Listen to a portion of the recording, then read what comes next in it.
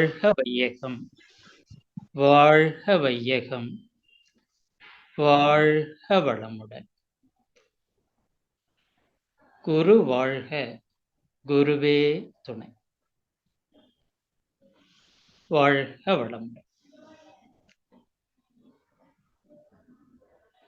தமிழ் ஆனந்த யோகம் அறக்கட்டளை நிறுவனர் ஐயா அவர்களை வணங்கி, அறக்கட்டளை நிர்வாகம் மற்றும் செயலாக்கம் செய்யும் அத்துணை அன்பர்களையும் வணங்கி, இந்த இணைப்பில் கலந்து கொண்டிருக்கின்ற அத்துணை அன்பர்களையும் வணங்கி, இந்த ஒரு புனிதமான நன்னாளிலே, புனிதமான வேளையிலே, அருட்பேராற்றல் கருணையினாலும் தமிழ் ஆனந்த யோகம் அளித்திருக்கின்ற இந்த அளப்பரிய இன்பம் அனுபவிப்போம் வாங்க என்ற தலைப்பை எனக்கு அளித்து இந்த கலந்துரையாடல் நிகழ்த்துவதற்காக கொடுத்திருப்பதற்காக நன்றியுணர்வோடு அனைவருடைய பாதம் தொட்டு வணங்கி இந்த கலந்துரையாடலை துவங்குகிறோம். தியானமே யோகம், யோகமே ஞானம்.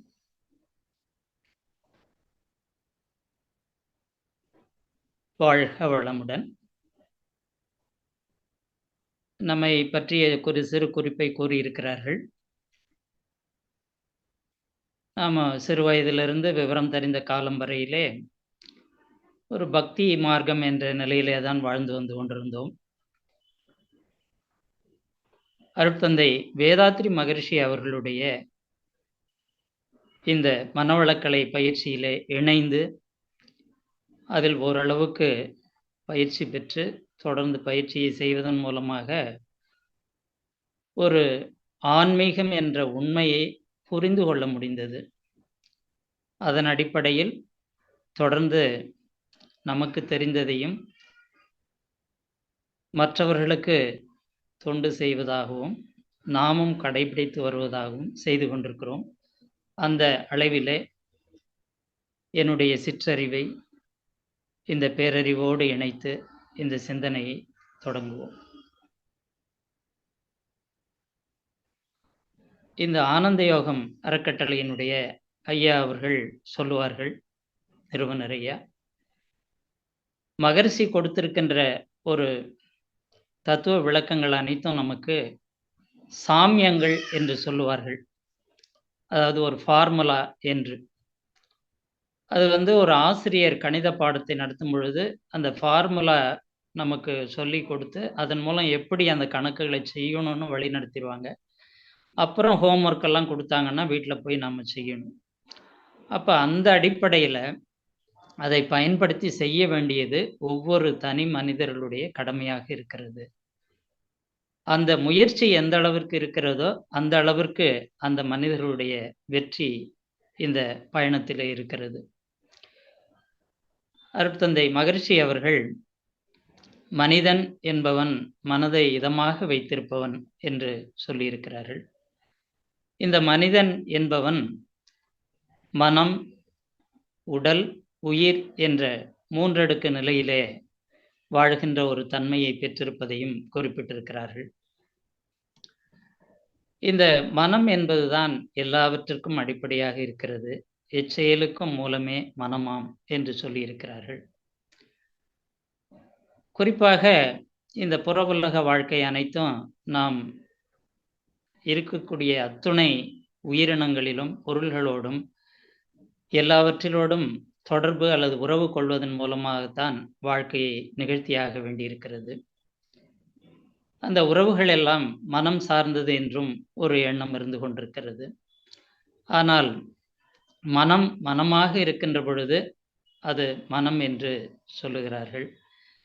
அந்த மனம் உயிரோடு உறவு கொள்ளும் பொழுது அது ஒரு தன்மையை பெறுகிறது. அந்த மனம் உயிரோடு இணைகின்ற பொழுது அதனுடைய தன்மையை பெறுகிறது. இந்த இரண்டு நிலைகளையும் நாம் புரிந்து கொள்ளுகின்ற பொழுதுதான் நமக்கு அதனுடைய தன்மை விளங்கும். இந்த உறவு கொள்வது என்பது இணைந்து விடுதல் என்று ஆகாது என்று சொல்லுகிறார்கள். ஏனெனில் இந்த உறவு என்பது இசைவோடு இருப்பது. நாம் இதைத்தான் தெய்வ புலவர் திருவள்ளுவரும் ஈதல் இசைபட வாழ்தல் அதுவல்ல ஊதியம் உயிர்க்கு என்று குறிப்பிட்டிருக்கிறார்கள். அப்பொழுது இந்த மனம் உயிரோடு உறவு கொள்கிறது. மனம் உயிரோடு கலந்து உயிராகவே மாறிவிடுகிறது. அந்த ஒரு தன்மையைத்தான் நாம் பயிற்சியின் மூலமாக தவ பயிற்சியிலே அந்த மனம் உயிரினுடைய படர்க்கு நிலையாக இருக்கக்கூடிய மனதை உயிரோடு இணைத்து பழகும் பொழுது ஒரு அனுபவம் நமக்கு கிடைக்கிறது. மனம் ஒன்றிய நிலை என்ற ஒரு தன்மை கிடைக்கிறது. ஆனால் அன்றாட வாழ்க்கையிலே நாம் தொடர்பு கொள்ள வேண்டிய நிகழ்வுகள் இருப்பதனால் இந்த மனமானது பொருளோடு தொடர்பு கொள்ளுகிறது, இந்த உடலோடு தொடர்பு கொள்ளுகிறது, உயிரோடு தொடர்பு கொள்ளுகிறது. அதை உறவு என்று சொல்லலாம். அதனுடைய உச்சகட்டமாக அறிவாகிய இருப்பு நிலையாக அந்த இருக்கக்கூடிய தெய்வத்தோடு உறவு கொள்கிறது.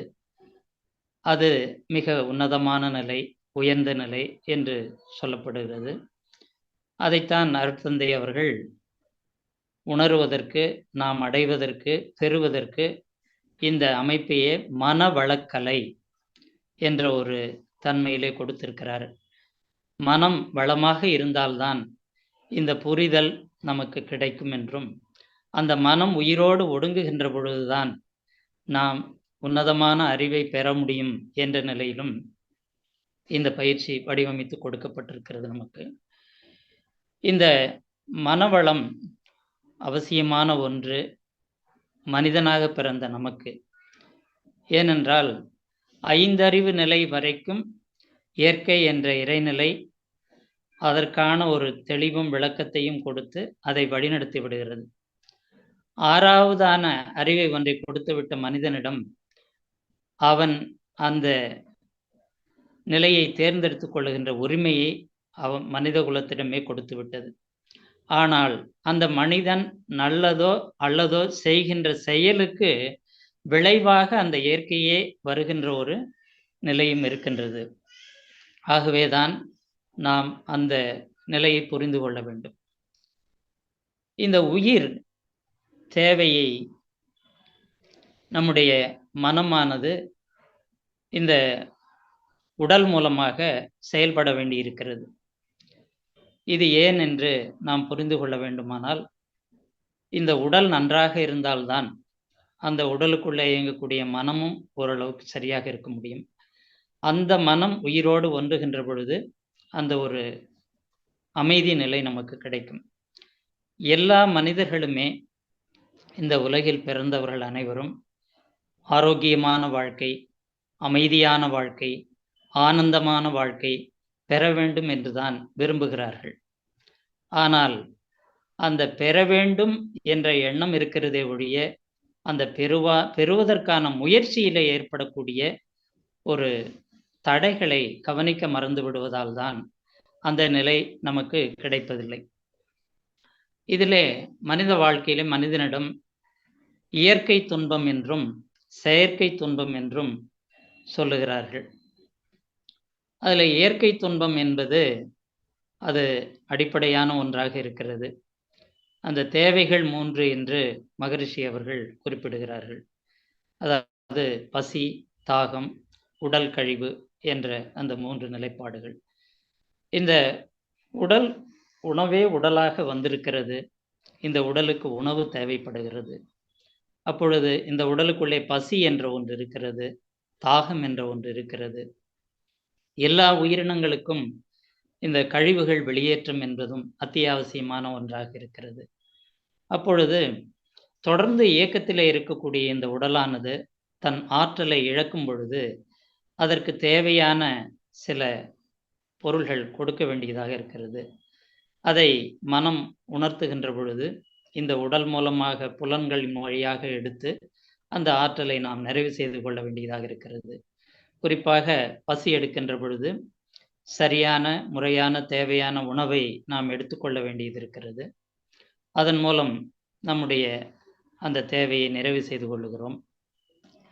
இந்த தேவை என்பது எந்த அளவிற்கு தேவை என்பதுதான் முக்கியமான ஒன்றாக இருக்கிறது. அது நம்முடைய மனம் சரியான நிலையில் பக்குவப்பட்டிருந்தால், மனம் உயிரோடு இணைந்து அந்த நிலையில் நாம் அமைதியாக இருந்தால்தான் அதை உணர முடியும்.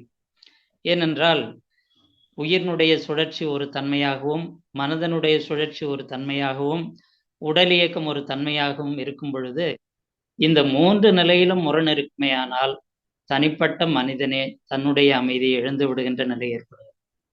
இந்த 3ம் ஒரு நேர்கோட்டிலே இயங்க வேண்டுமானால், அதற்கு அவசியம் பயிற்சி தேவை. அங்குதான் வேதாத்திரியம் நமக்கு வழிகாட்டுது. அருட்தந்தை அவர்கள் இந்த பயிற்சியை மிக நுணுக்கமாக வடிவமைத்திருக்கிறார். அந்த சாமியங்கள் என்று சொல்லக்கூடிய அந்த ஃபார்முலாவை சிறப்பாக கொடுத்திருக்கு. அதன் மூலம் நாம் ஒரு தெளிவு பெற்று விட்டோமானால், அந்த அளவு முறை என்ற ஒன்று வந்துவிடும். எந்த அளவிற்கு தேவை இருக்கிறது, எவ்வளவு தேவை, எது தேவை என்ற ஒரு நுட்பத்தை நாம் அறிந்து கொள்ள முடியும். அப்படி அறிந்து கொண்டோமானால், அந்த இயற்கை துன்பத்தை போக்கிக் கொள்வோம். அப்பொழுது நமக்குள்ளாக இன்பம் உண்டாகும். அந்த இன்பமும் நமக்குள் இருக்கின்றது என்பதை உணர முடியும்.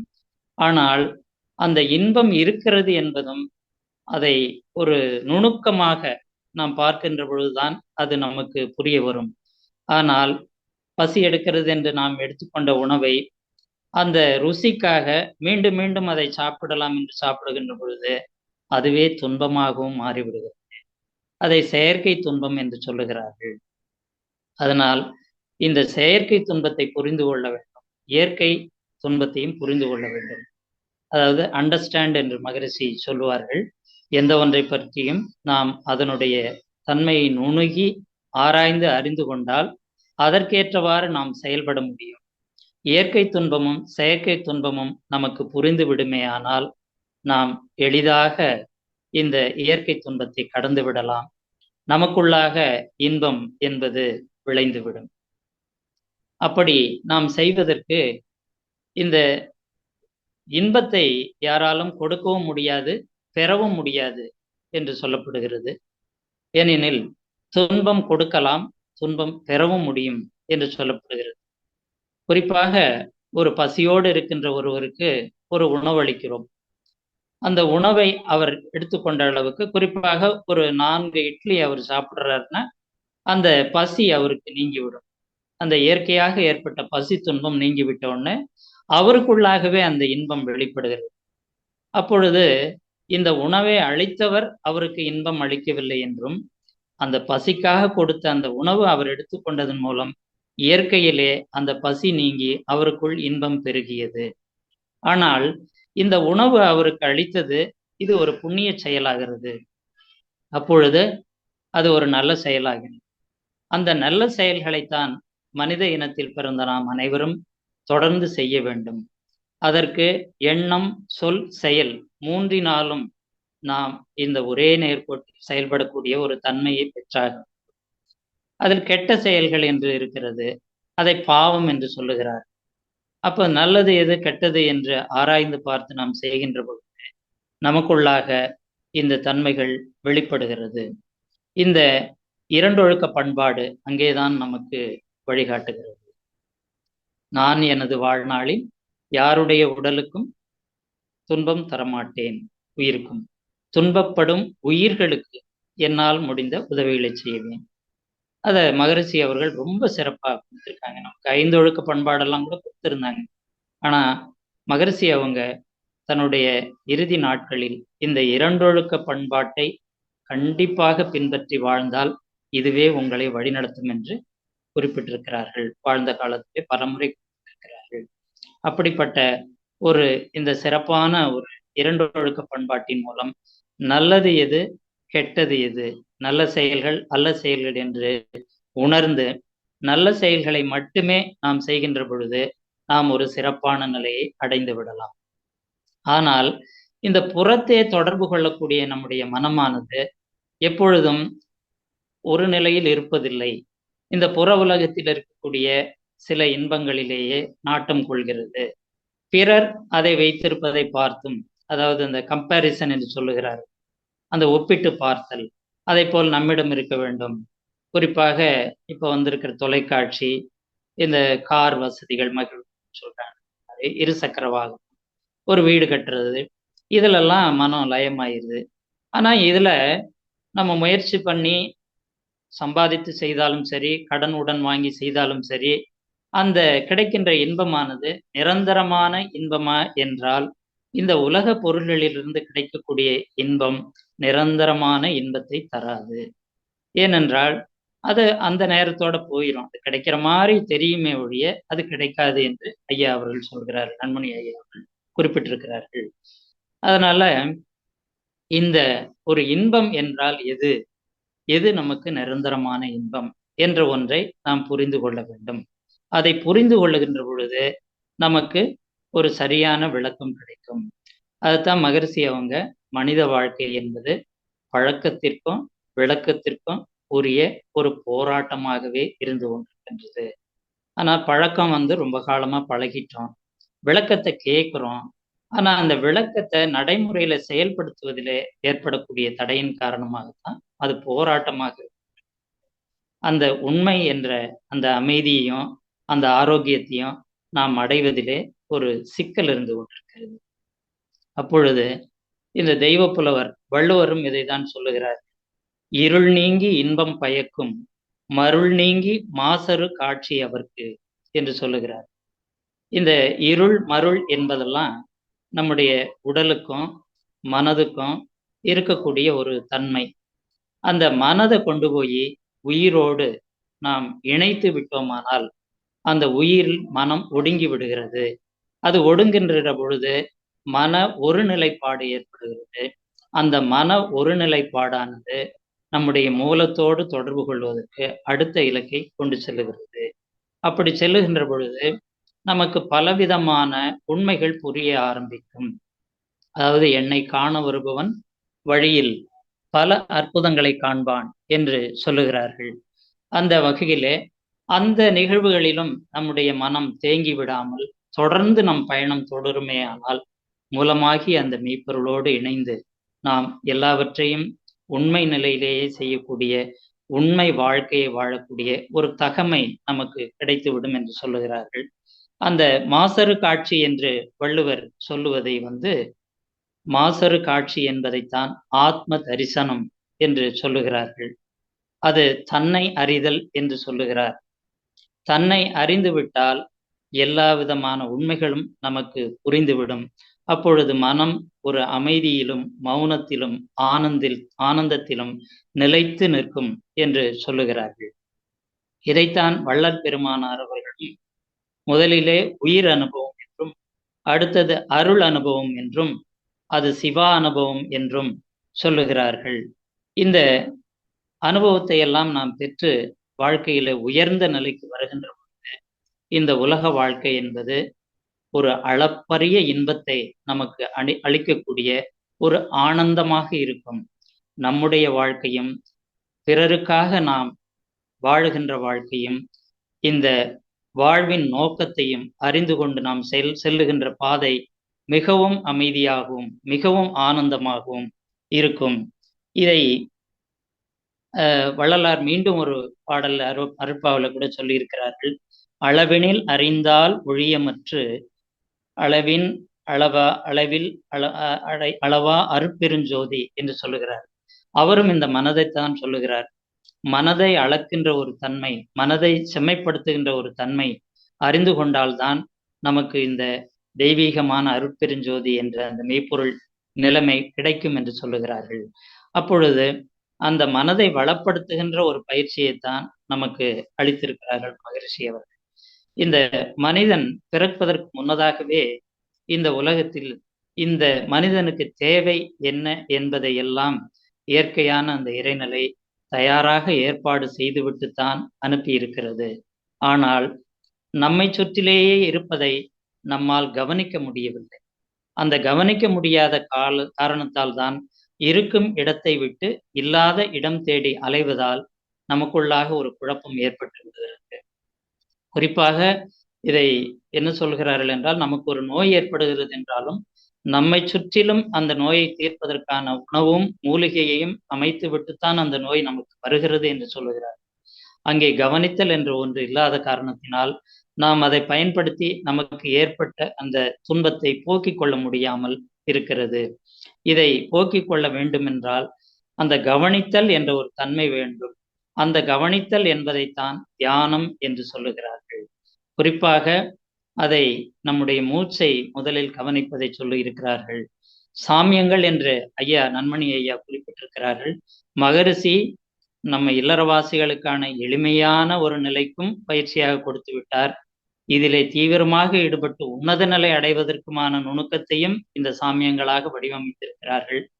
அதில் தண்டுவட சுத்தி என்ற ஒன்றை நமக்கு கொடுத்திருக்கிறார்கள். இந்த தண்டுவட சுத்தி என்பது ஒரு சிறப்பான ஒரு அமைப்பு. இதுகாரும் தியானம் சொல்லிக் கொடுத்தவர்கள், கற்றுக் கொடுத்தவர்கள் தியானத்திலே அந்த ஒரு தன்மை, ஒரு நுணுக்கமான ஒரு தன்மையாக மகரிஷி அவர்கள் நமக்கு வடிவமைத்து கொடுத்திருக்கிறார்கள். இதை நாம் தவம் இயற்று மட்டும் பயன்படுத்தாமல், குறிப்பாக நாம் அமைதியாக இருக்கின்ற எல்லா நேரங்களிலும் இந்த மூச்சு பயிற்சி தண்டுவட சுத்தி என்பதை கவனித்துக் கொண்டு வருவோமே ஆனால் நம்முடைய இரு நாடிகளையும் ஒன்றாக இணைக்கின்ற ஒரு தன்மை ஏற்படும் என்று சொல்லுகிறார். இதைத்தான் யோகிகள் ஆதிகாலம் தொட்டு இன்று வரை அந்த முயற்சியை செய்து அதன் மூலம் தனக்குள் அமைதி நிலையை பெற்றிருக்கிறார்கள். இதை திருமூலர் ஐயா அவர்களும் அந்த மூச்சை நம்ம சிறப்பாக கவனிக்கின்ற பொழுது பல நன்மைகள் ஏற்படும் என்று சொல்லுகிறார். ஏற்றி இறக்கி இருகாலம் பூரித்து காற்றின் கணக்கை அறிந்தவர் கூற்றை காலால் உதைப்பரே என்று சொல்லி இருக்கிறார்கள். அப்பொழுது அந்த மரணம் என்ற ஒன்றே கூட அவர்களுக்கு ஏற்படாது என்று சொல்லுகிறார். அந்த மரணம் என்று ஒன்று ஏற்படாது என்று சொன்னால் நம்முடைய முடிவு ஒன்றும் அடைந்து விடாது என்பதல்ல, நம்முடைய இறுதி முடிவு என்பது ஆனந்தமாக இருக்கும். அது நமக்குள் ஒரு அமைதியும் நம்மை சுற்றி இருப்பவர்களுக்கு ஒரு அமைதியும் ஏற்படுத்தும். அந்த ஒரு தன்மையை, தெய்வீக நிலையை நாம் அடைவோம். பிறப்பு எப்படி ஒரு உன்னதமானது, நம்முடைய இறுதி பயணமும் அப்படி ஒரு உன்னதமானதாக நமக்கு அமையும். அப்பொழுது அங்கே குறையொன்றும் இருக்காது. நம்முடைய மனம் நிறைவோடு சென்று கொண்டிருக்கும். அந்த நிறைவைத்தான் நாம் வாழுகின்ற காலத்திலேயே அடைந்து விடுவோமானால் அது நிறைமனமாகிறது என்று அருட்தந்தை அவர்கள் கூறுகிறார்கள். அந்த நிறை மனதிற்குள்ளாகத்தான் இறை உணர்வு ஏற்படும் என்று கூறுகிறார்கள். அந்த இறை உணர்வின் மூலமாக நமக்குள்ளாக அறநெறிகள் வரும் என்றும், அந்த அறநெறிகளை நாம் கடைபிடித்து வாழ்கின்ற போது நம்மை அது முழுமை பயணத்திற்கு அழைத்து செல்லும் என்றும், அதுதான் மனித வாழ்க்கையின் நோக்கமாகிய இறைநிலையை நாடிய அறிவின் முழுமை பயணம் என்று உணர்த்தி இருக்கிறார்கள். அந்த ஒரு நிலை நமக்கு ஏற்படும். அப்படிப்பட்ட ஒரு அற்புதமான ஒரு கலை மனவளக்கலை. அந்த பயிற்சியை நாம் எந்த அளவிற்கு எடுத்துக்கொள்ளுகிறோம், அதை எடுத்துக்கொண்டு அதில் நுட்பமாக உயர்ந்திருப்பவர்களை நாம் அடிக்கடி நமக்கு ஏற்படக்கூடிய சில சங்கடங்களை ஆராய்ச்சி செய்து அந்த சந்தேகங்களை கேட்டு உணர்ந்து நாம் பயன்படுத்தி கொள்வோமையானால் இன்னும் மிக சிறப்பான நிலையிலே நாம் வருவோம். இதை அருட்தந்தை அவர்கள் எனக்கு பிறகு இந்த தத்துவங்கள் அனைத்தும் மிக சிறப்பாக சொல்லுவார்கள், சொல்லப்படும், இதை எல்லோரும் பயன்படுத்துவார்கள் என்று சொன்னார்கள். அந்த அடிப்படையில் தான் நம்முடைய இந்த தமிழ் ஆனந்த யோகம் அறக்கட்டளை, இன்னும் மகரிஷி என்ற ஒரு மரம் நமக்கு கிடைத்திருந்தாலும் அதில் இருக்கும் பல கிளைகளாக நமக்கு அந்த தெய்வீக கருத்துக்களை வழிநடத்தி கொண்டு செல்லக்கூடிய ஒரு சிறப்பான ஒரு அமைப்பை கிடைத்திருக்கிறது. மகரிஷி சொன்ன அந்த தீர்க்க தரிசனமான அந்த ஒரு வார்த்தையின் மூலமாகத்தான் நாம் இன்று அந்த அமைப்பை எல்லாம் பெற்று அந்த பயனை துய்த்து கொண்டிருக்கிறோம். குறிப்பாக மன்றத்திற்கு மட்டுமே சென்று தவம் செய்து கொண்டிருந்த நிலை மாறி நாம் இருக்கின்ற இடத்திலேயே இந்த விஞ்ஞான நுட்பத்தின் மூலமாக இந்த அருள் பயிற்சிகள் எல்லாம், அருள் தவங்கள் எல்லாம், அருள் வழிகாட்டுதல் எல்லாம் நமக்கு கிடைக்கின்றது என்றால் இதையெல்லாம் நாம் பெற வேண்டும். அதை பயிற்சி செய்ய வேண்டும், முயற்சி செய்ய வேண்டும், சிறப்பாக செய்ய வேண்டும். நாம் பாக்கியசாலிகள் என்று உணர்ந்து தொடர்ந்து செய்வோமானால் அதில் வெற்றி கிடைக்கும். அந்த வெற்றியிலே நமக்கு நல்ல ஒரு மகிழ்ச்சி, மனநிறைவு, அந்த அமைதி, ஆரோக்கியம், ஆனந்தம் எல்லாம் கிட்டிவிடும். அப்பொழுது மனித வாழ்க்கையினுடைய நோக்கமும் நமக்கு நிறைவேறும். அந்த வகையிலே இந்த ஒரு பயிற்சி நமக்கு மிகவும் சிறப்பான ஒரு பயிற்சி. இதை வாழ்நாளில் நாம் பெற்றிருக்கிறோம் என்றால், நாமும் நமது முன்னோர்களும் செய்த ஒரு சில புண்ணிய செயல்களாலே நமக்கு கிடைத்திருக்கிறது. நல்ல குரு என்பவர் அவ்வளவு சாதாரணமாக கிடைத்து விட மாட்டார். அப்படிப்பட்ட ஒரு குரு நமக்கு கிடைத்திருக்கிறார். அவருடைய சாமியங்கள் கிடைத்திருக்கிறது. அதை வழிநடத்தக்கூடிய தொடர்ந்து வழிகாட்டுதல் நமக்கு கிடைத்துக் கொண்டிருக்கிறது. அந்த அற்புதமான பாதையிலே நாம் பயணித்துக் கொண்டிருக்கிறோம். இந்த சிறப்பான ஒரு செயல்பாட்டிலே நம்மை ஈடுபடுத்திக் கொண்டு நம்முடைய இல்வாழ்க்கை என்பதை முறையாக வாழ்ந்து, சரியாக வாழ்ந்து, இந்த வாழ்க்கையினுடைய பயணத்தை ஒரு நேர்கோட்டிலே கொண்டு சென்று நாம் எங்கிருந்து வந்தோமோ அந்த மூலத்தை உணர்ந்து கொண்டோமேயானால் நமக்கு எல்லா உண்மையும் விளங்கிவிடும். இதை நேற்றொரு தோற்றம் இன்றொரு மாற்றம், தொடங்கிய பாதை தொடர்ந்து வராது என்ற ஒரு பாடல் கூட உணர்த்து. அப்ப தொடங்கிய பாதை எது என்றால் நம்முடைய மூலம். நம்முடைய மூலத்தை அறிந்து கொண்டால்தான் அந்த தோற்றம் ஏன் மாற்றம் பெற்றது, இதற்கெல்லாம் என்ன காரணம் என்ற ஒரு உண்மை புரியும். இதற்கு அடிப்படையானது நமக்குள்ளாக இருக்கக்கூடிய மனம். அந்த மனதை திறக்கின்ற சாவி நம்மிடமே இருக்கிறது. அதை திறக்கின்ற வழி நுட்பத்தை மனவளக்கலையில நமக்கு அளித்திருக்கிறார்கள். அதைத்தான் மனம் என்ற கோயில் திறக்கின்ற பொழுது தெய்வங்கள் அழைக்காமலே வரும் என்று சொல்லப்பட்ட ஒரு பாடல் சொல்லுகிறது. அந்த மனம் திறந்து விட்டால் அங்கே அன்பு மலர்ந்துவிடும், அங்கு சிவம் எழுந்துவிடும். சிவம் மலர்ந்துவிடும், அன்பு எழுந்துவிடும். இதைத்தான் பட்டினத்தடிகளும் தன்னிடம் இருக்கின்ற அனைத்தையும் துறந்து வெளியே வந்து விட்ட பொழுதும் அவர் வீட்டின் வாயிலிலேயே நின்று பிச்சை எடுக்க வருகின்றார். அப்பொழுது அவருடைய தாயார் சொல்லுகின்றார்கள், கதவு திறந்திருக்கிறதப்பா, உள்ளே வரலாம் என்று. அம்மா, வீட்டு கதவு தான் திறந்திருக்கிறது, உள்ள கதவு திறக்கவில்லையே என்று சொல்லுகிறார். அப்பொழுது அந்த மனம் என்ற கதவு திறக்கின்ற ஒரு திறவுகோலை நமக்கு காட்டி கொடுத்திருக்கின்ற ஒரு பயிற்சி தான் அருட்தந்தை அவர்கள் கொடுத்திருக்கின்ற அற்புதமான ஒரு பயிற்சி. அந்த பயிற்சியின் மூலமாக இந்த மனதை நாம் திறந்து விட்டோமானால் நமக்குள்ளாகவே அளப்பரிய இன்பம் இருப்பதை நாம் பெற்றுவிடலாம். அதன் பொருட்டுதான் இந்த தலைப்பு நமக்கு கொடுக்கப்பட்டிருக்கிறது. அதை ஒட்டித்தான் அந்த விளக்கம் எழுதப்பட்டிருக்கிறது. அதை ஒட்டித்தான் இந்த சாமியங்கள் அருட்தந்தையால் கொடுக்கப்பட்டிருக்கிறது. நன்மணி ஐயா அவர்கள் தொடர்ந்து அதைத்தான் தலைப்பாக இட்டு அதை வழிநடத்தி விளக்கி கொண்டிருக்கிறார்கள். இந்த அமைப்பின் மூலமாக இந்த செயல்தான் நிகழ்ந்து கொண்டிருக்கிறது. அந்த அற்புதமான ஒரு செயலிலே நம்மை முழுமையாக ஈடுபடுத்திக் கொள்வோமானால் நம்முடைய பயணம் முழுமையாகும், சிறப்பாகும் என்ற ஒரு நல்ல ஒரு சிந்தனையோடு என்னுடைய இந்த சிந்தனையை நிறைவு செய்து கொள்கிறேன். இந்த வாய்ப்பிற்கு நன்றியையும் வணக்கத்தையும் தெரிவித்துக் கொண்டு நன்றி செலுத்துகிறேன். வாழ்க வளம், வாழ்க வளம்.